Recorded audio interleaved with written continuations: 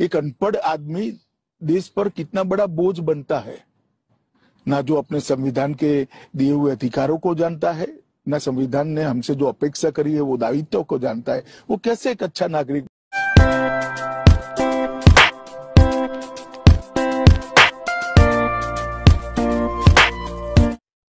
भाइयों और बहनों, आज हमारे गांव में गाय तो गाय, बैल भी दूध देता है।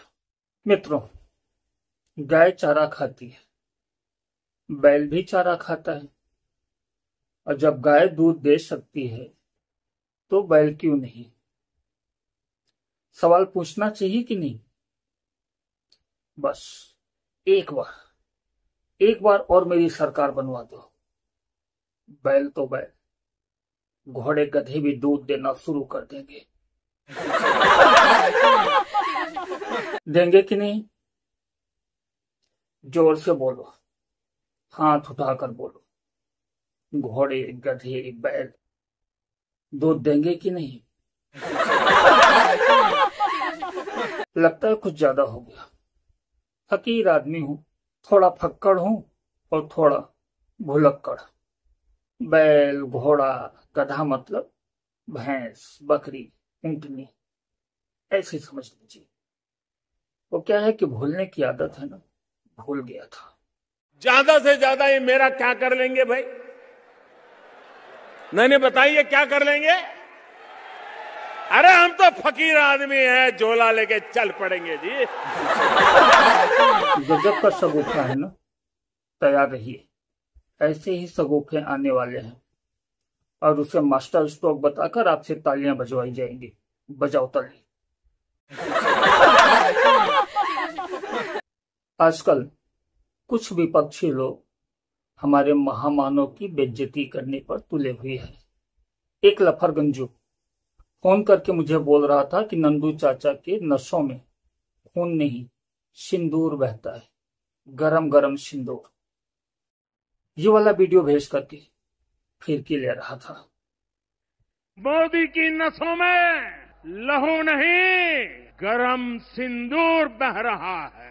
ऑपरेशन सिंदूर क्यों करना पड़ा? ये भारत के प्रधानमंत्री ने इन माताओं को नशे में है बीजेपी विधायक। सिर्फ यही नहीं, जिसे देखो वही कह रहा है कि मेरी नसों में गरम गरम सिंदूर बह रहा है। जो शादीशुदा है वो भी, जो कुंवारा है वो भी, और जो शादीशुदा है लेकिन उसकी पत्नी उसके साथ नहीं है वो भी। सच कहूं तो सिंदूर का सैलाब उमड़ा है, बाढ़ आ गई है। शायद इसे कहते हैं एक चुटकी सिंदूर का जलवा। हे प्रभु, हे हरि राम कृष्ण जगन्नाथ प्रेमानंद, ये क्या हुआ? गलाव में पानी आ गया। देखना पड़ रहा है। अच्छा है। ये कोई मजाक नहीं है, कोई शगुफा भी नहीं है।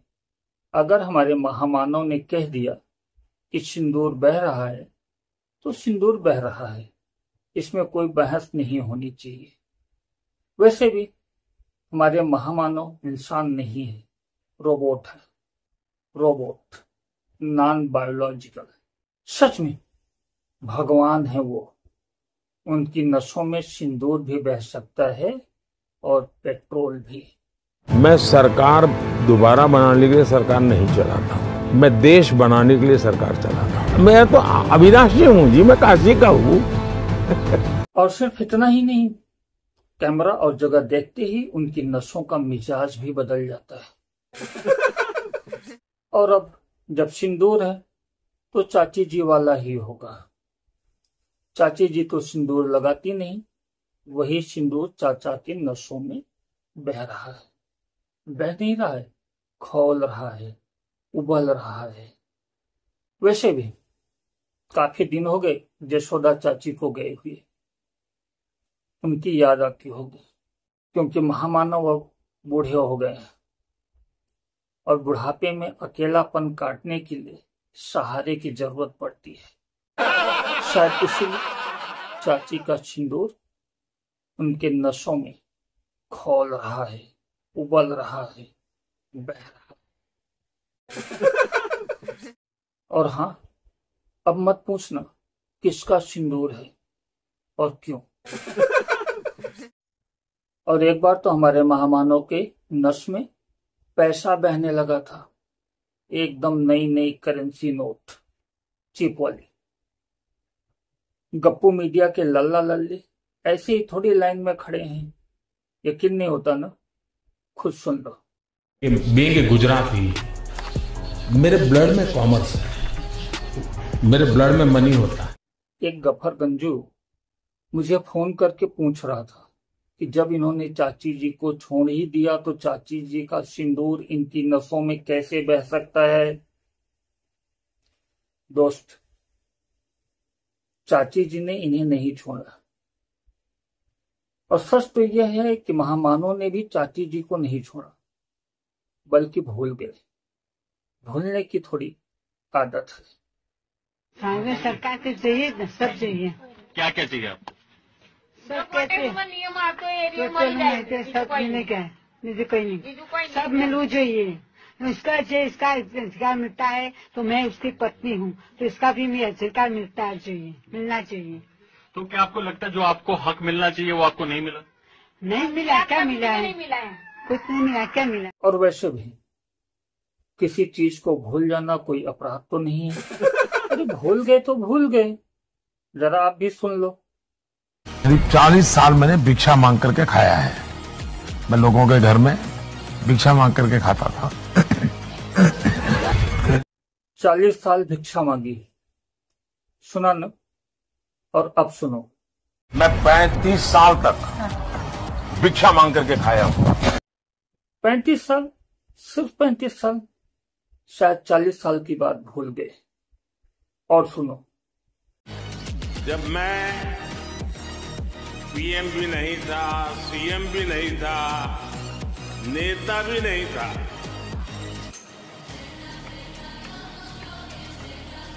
जब मैं किसी पद पर नहीं था, उससे पहले भी मैं अमेरिका के करीब करीब 29 स्टेट्स में दौरा कर चुका था। भिक्षा मांगी ही नहीं। भिक्षा मांगने वाला आदमी कभी विदेश घूम सकता है, वो भी अमेरिका के 29 स्टेट्स में। शायद भिक्षा मांगने वाली बात भूल गए। शायद ही आप लोगों को पता कि हमारे महामानव हर समय कैमरा लेकर साथ में क्यों चलते हैं, जिससे कि कोई बात अगर भूल जाए तो फोटो देख करके याद कर सके। अब आतंकियों की बची खुची जमीन को भी मिट्टी में मिलाने का समय आ गया है। पाकिस्तान को मिट्टी में मिला देंगे, भूल गए, हो गया सीज फायर। पाकिस्तान को आतंक की बीमारी से मुक्त करने के लिए पाकिस्तान के अवाम को आगे आना होगा, पाकिस्तान के नौजवानों को आगे आना होगा। सुख चैन की जिंदगी जियो, रोटी खाओ, वरना मेरी गोली तो है ही।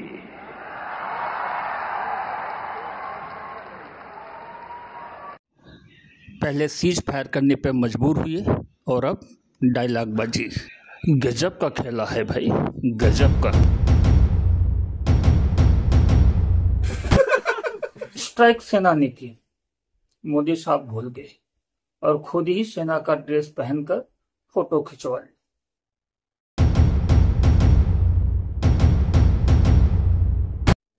एक शेर के बदले 10 शेर लाना भूल गए।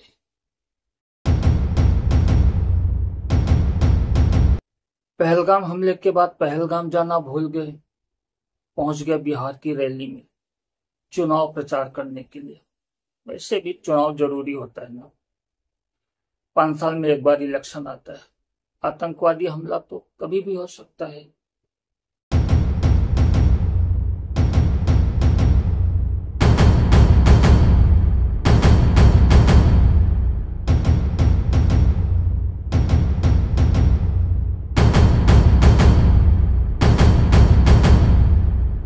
पुलवामा अटैक के समय पुलवामा जाना भूल गए। गए कहां? शूटिंग करने के लिए।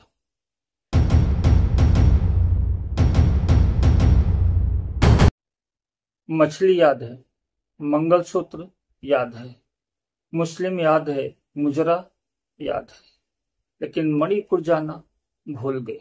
म से मणिपुर। चोर लुटेरों के पैसे विदेशी बैंकों में जमा है ना, इतने भी हम रुपये ले आए ना, तो भी हिंदुस्तान के एक एक गरीब आदमी को मुफ्त में 15-20 लाख रुपए यूं भी मिल जाए। 15 करोड़ खाते में डालना भूल गए।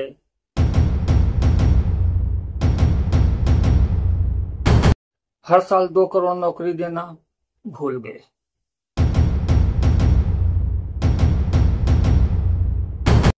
सौ स्मार्ट सिटी बनाना भूल गए।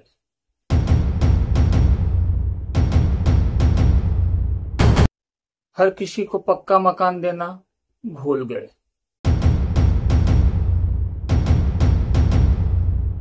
अटल आडवाणी भूल गए।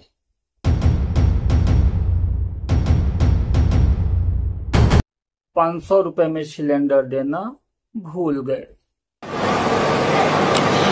दूसरा, मेरे मन में भाव रहता है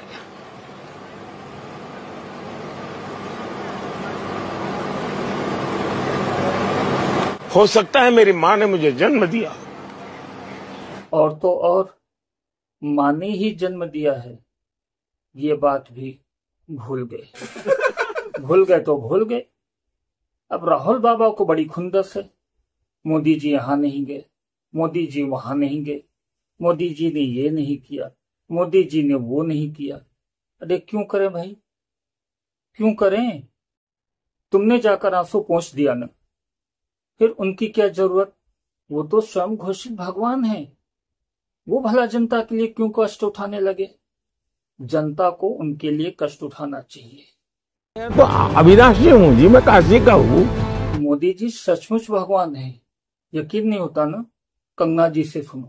मेरे पसंदीदा person is prime minister Modi. और उसकी वजह? उसकी वजह यही है कि वो इस देश के लिए जैसे एक अवतार होते हैं, वो हमारे लिए एक अवतार हैं। वो एक साधारण मनुष्य नहीं है। उनका जन्म जो है इस देश के उद्धार के लिए हुआ है। और इस कंगना जी पर शायद आपको विश्वास न हो, राम मंदिर ट्रस्ट की मुख्य ओहदेदार चंपत राय की बात सुन लो। प्रधानमंत्री इस देश के भगवान विष्णु का अवतार है। हिंदुस्तान में भारत अभी भी यकीन नहीं हुआ ना? चलो जेपी नड्डा से सुनते हैं। नरेंद्र मोदी इज सुरेंद्र मोदी।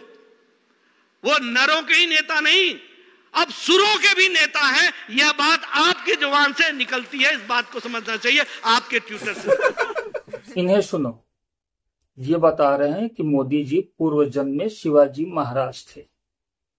एक गंधमार्दन पहाड़ी क्षेत्र है, एक गिरिजा बाबा एक संत वहां रहते हैं।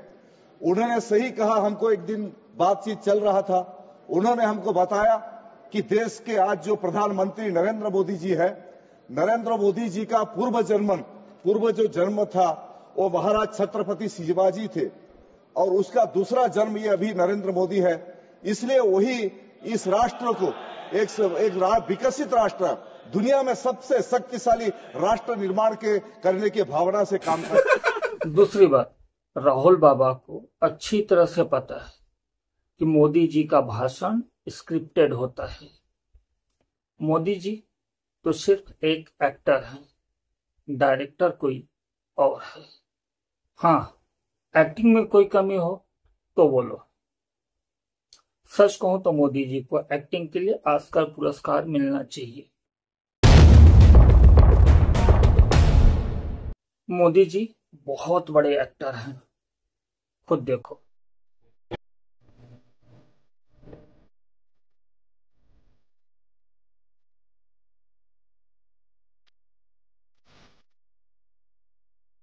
मोदी जी डायरेक्टर भी हैं। मोदी जी म्यूजिशियन भी हैं।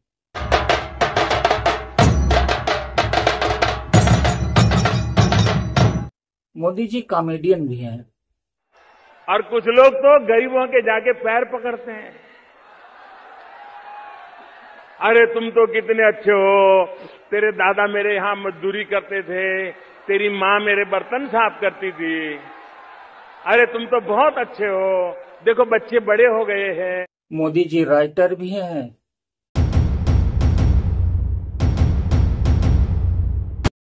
मोदी जी मॉडल भी हैं।